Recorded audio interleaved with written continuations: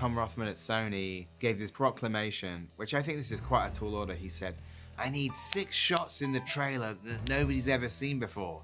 And I was like, wow, nobody's ever seen before? Okay, so we had to try and figure out what the 6 shots were in the script that were, these are the trailer shots.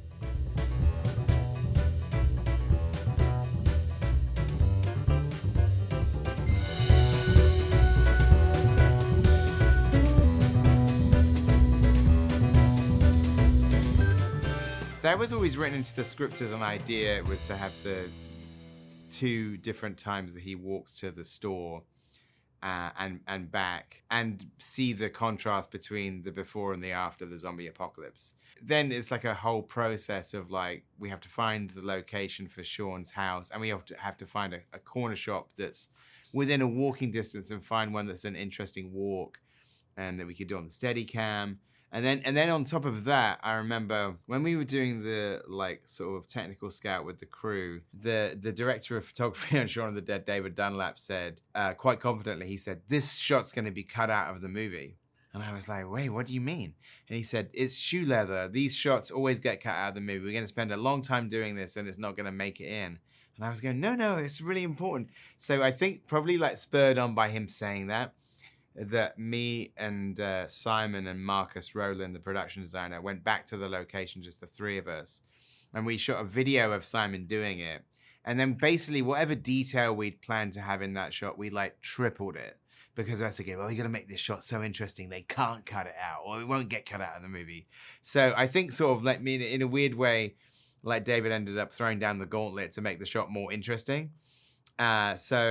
And the idea is all the details that you see in the before times kind of are mirrored in the after times. Now, 2 things that are then interesting about the shot. Number 1 is that we shot it on the first day of the shoot, literally the first setup that we ever did.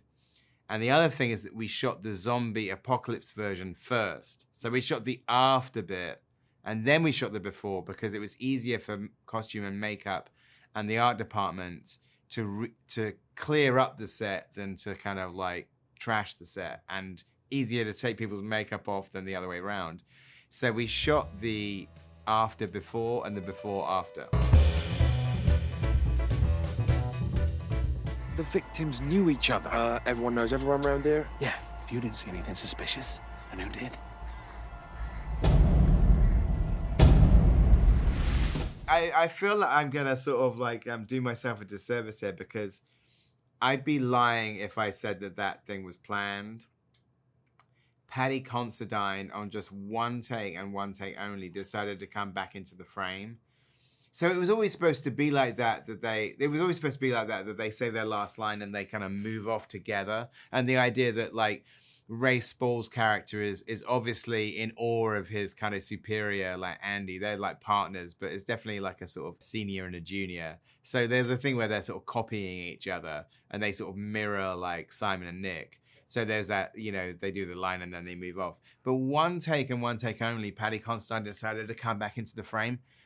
And if you look, we only used as many frames as we could before cutting. And the reason we didn't use any more of that shot was because Rafe Spall cracks up. And if you look closely, he's cracking up in the shot. So that shot only exists for that long. And I think originally we didn't have it in the cut because everybody laughed and it was kind of like, it was almost like it was a blooper. And then me and Chris Dickens kind of thought like, oh, maybe there's a way of getting that in. So we literally had to kind of find a shot of Simon and Nick afterwards. I think they turned back to the sort of the explosion site. But if you look really closely in the shot, you can see Rafe Spall starting to crack up. So I want to thank Paddy Considine for that little bit of improvisational genius. There was only 1 take of that bit. Well, you know, I mean, you have to give credit to Brian Lee O'Malley, who obviously wrote the book, but also drew the artwork. And some of the frames are so beautiful, you just want to replicate them on screen. So I have to give credit to Brian for the composition for that shot. What was also kind of really wild about Scott Pilgrim is that Brian Lee O'Malley obviously lived in Toronto at the time, Toronto rather, gotta drop the second T. He still had the photographic reference that he took of locations, which he then drew in the book. he still had those digital photos. So we were able on Scott Pilgrim to go to the actual houses and the parks and the street corners that he had used as reference. So it was a really unusual thing to actually be in the place and sometimes be at houses like Scott Pilgrim's house is like a garage door that the owners of the building had no idea that they were in the comic. That park with the swing set, I want to say is Hillhurst Park, because I think that's the name of the queue. It's like a sort of like a crane shot. And also I think even though it was still cold, I think we had like fake snow and then double negative, the VFX people extended the snow. So there's a portion of real snow, and then there's it's all extended out to the edges. The other thing I remember about that scene with the swing set is that we're shooting at night, and as it comes closer to dawn, you have what's called the dawn chorus, where the birds start chirping, and the birds start chirping really, really loud. So to scare off the birds, they had like a fake owl on set. So the thing I really remember about that is having a monitor and like a massive owl to scare away the birds, because the noise of the dawn chorus was so loud that it will wipe out the dialogue. So when I think about that shot, I think about Brian's artwork, I think about the fake snow, and I think about the massive owl.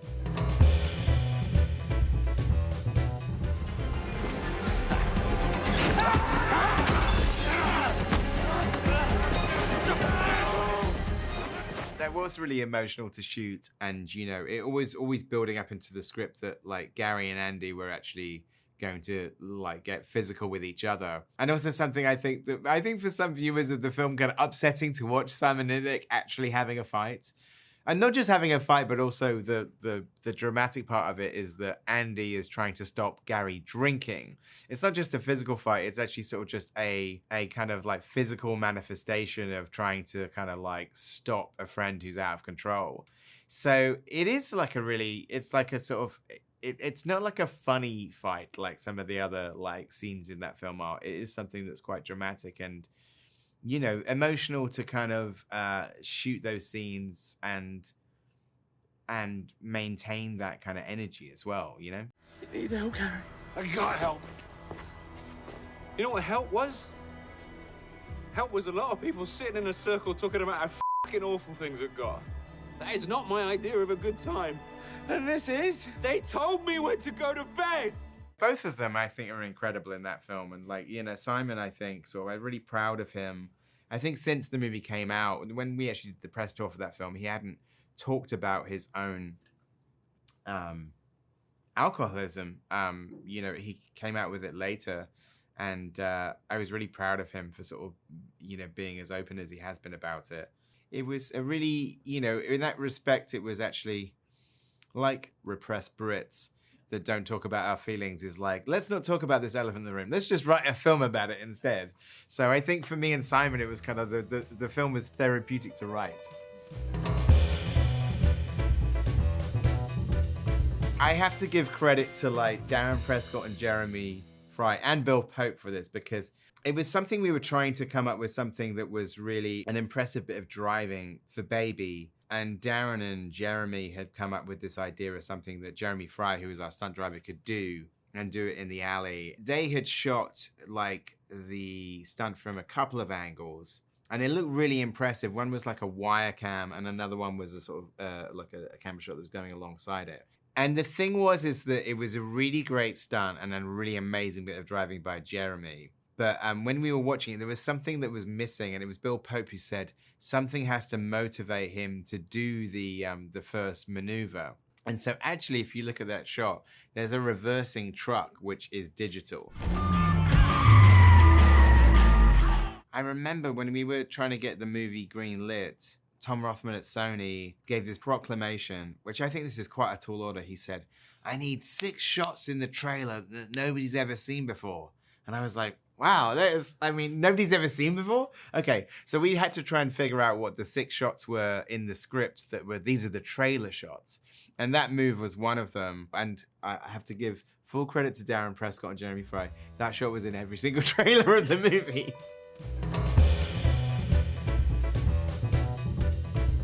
It was written into the script and it was storyboarded to just have one change. And it was all building up to this idea that like you're following Anya's character Sandy at that point, and then in a sort of euphoric sort of peak, it becomes kind of Eloise again, played by Thomasin McKenzie. And it was supposed to happen once.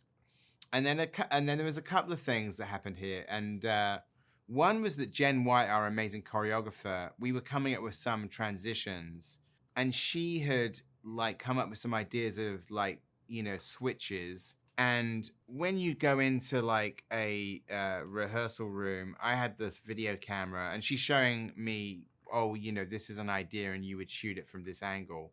And as we were doing it, we ended up she'd sort of done 6 in a row and say to take your pick, here's some ideas. But as you're shooting it on a camera, you start to think, well, maybe we should do all 6.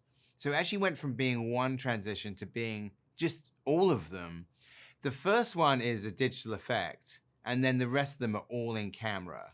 Now, the other thing that happened, when we were doing the rehearsal, one of the switches from blonde to brunette was so slick that I remember showing it to my girlfriend and she was like, wait, what just happened? Rewound it again. Show it to me again. Rewound it again.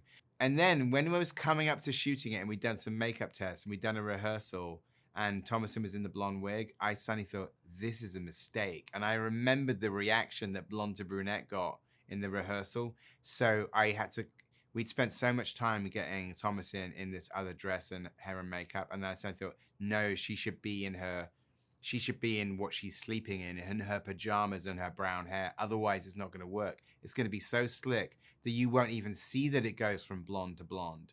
So I had to kind of call like our costume and makeup and saying, hey guys, don't freak out, but Thomasin's going to stay brunette in the scene. And it's kind of, I think, what has made the sequence. I'll talk about one because it's like another like one that was really fun to sort of design. There are like these cameras that are in the film called the rover cams. You know, the idea is that when they're like the kind of the vultures of the movie in the sense of they're shooting your imminent death. So when one of these cameras turns up, it means that something bad is about to happen. And in the sequence that we call the YVA sequence, where Glenn is in a halfway house and is kind of trying to escape the hunters, his camera is like outside a window right on top of him and then chases him down the hall, through the window, down the hall, and then Glenn goes into an elevator and then the camera goes in and then he grabs the camera. And basically that is mostly like one shot. And also we had to build a set that went outside the window and, you know, have half of a broken window and the rest of it was like CG because the camera goes right through, past Michael Bacall on the left, chases Glenn down the corridor. And then before it starts chasing him fully, and there's Joey Anser, who plays one of the hunters, like has to skid in between like the camera and Glenn, going at full pelt, and start firing. And then squibs are going off, and one of them hits a fire extinguisher, and then Glenn has to slide down into the elevator. There's a lot going on in that shot, in one shot. Well, number one is that sort of Joey had to get in between the camera and Glenn. The camera operator is carrying this kind of gimbal. It's not a steady cam because he has to run. And then also squibs are going off for real in camera. And then also they had to slick the floor by the elevator so that when Glenn got up to pace, he could like do a slide and go right down into it. And then there is a little stitch when you go into the elevator because obviously that elevator set is real. But then when Glenn did it, there are obviously like crash mats there because he's going at full pelt. So it was a wild thing to do all in one shot. So I'm very proud of that one.